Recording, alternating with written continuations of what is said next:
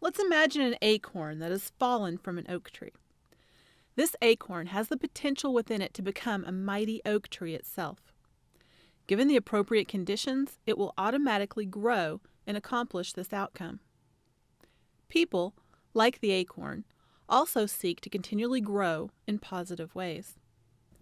This idea of striving towards realization, fulfillment, autonomy, self-determination, and perfection is referred to as actualizing tendency. This idea is essential to the process of person-centered therapy. Person-centered therapy is a non-directive form of talk therapy with a positive view of human nature. This is also sometimes referred to as client-centered therapy. Person-centered therapy is based on the positive belief that the individual has the inherent capacity to move towards a state of positive mental health, much like the acorn has the inherent capacity to become an oak tree. What is the role of the counselor in person-centered therapy, and what does their relationship with the client look like? Before we discuss this further, let's remember that person-centered therapy is based on the idea that a person will create their own self-growth, given the appropriate circumstances. Think back to the acorn metaphor. Imagine a squirrel comes along and buries an acorn. The acorn is now buried in the nutrient-giving soil that it needs to grow into an oak tree. The counselor in person-centered therapy is much like this squirrel, providing a nurturing environment in which a person can reach their inherent potential.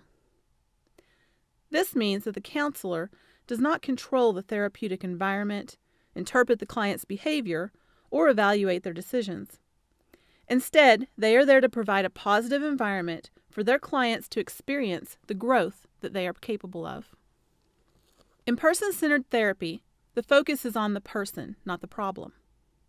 The goal is for the client to achieve greater independence. This will allow the client to better cope with any current and future problems they may face. There are 4 basic goals a person will achieve in successful person-centered therapy. They will become open to experience, learn to trust themselves, develop an internal evaluation of themselves, and have a willingness to continue growing. The primary technique involved in person-centered therapy is reflection. Put simply, this is a restatement of what the client says. Reflection, when practiced properly, will show an understanding of the client's situation and display empathy. However, person-centered therapy does not rely on techniques or formal assessments. Instead, the quality of the therapeutic relationship is considered the most important factor. A counselor's ability to establish a strong connection with their client is the critical factor in the success of person-centered therapy. Remember the acorn metaphor? The client is the acorn and the counselor is the squirrel. The strong relationship between the counselor and client is the nutrient-rich soil where the squirrel buries the acorn.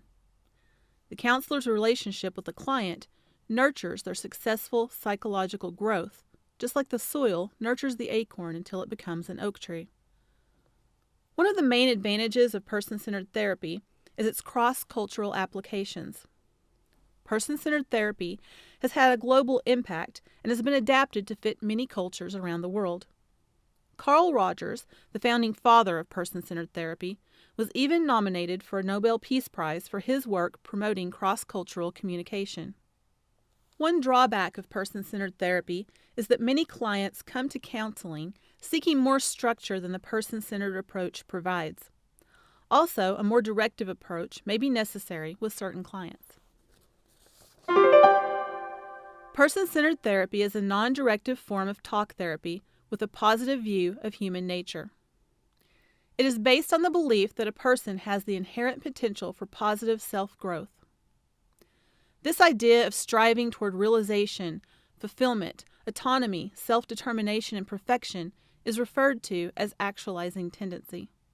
A counselor can nurture a client with a positive relationship, much like an acorn can be buried in nutrient-rich soil by a squirrel and become a mighty oak tree. In person-centered therapy, the focus is on the person, not the problem, and there are 4 basic goals a person will achieve if therapy is successful. They will become open to experience, learn to trust themselves, develop an internal evaluation of themselves, and have a willingness to continue growing. The primary technique involved in person-centered therapy is reflection. Put simply, this is a restatement of what the client says. However, person-centered therapy does not rely on techniques or formal assessments. The most important factor in person-centered therapy is considered to be the quality of the therapeutic relationship between the client and the counselor.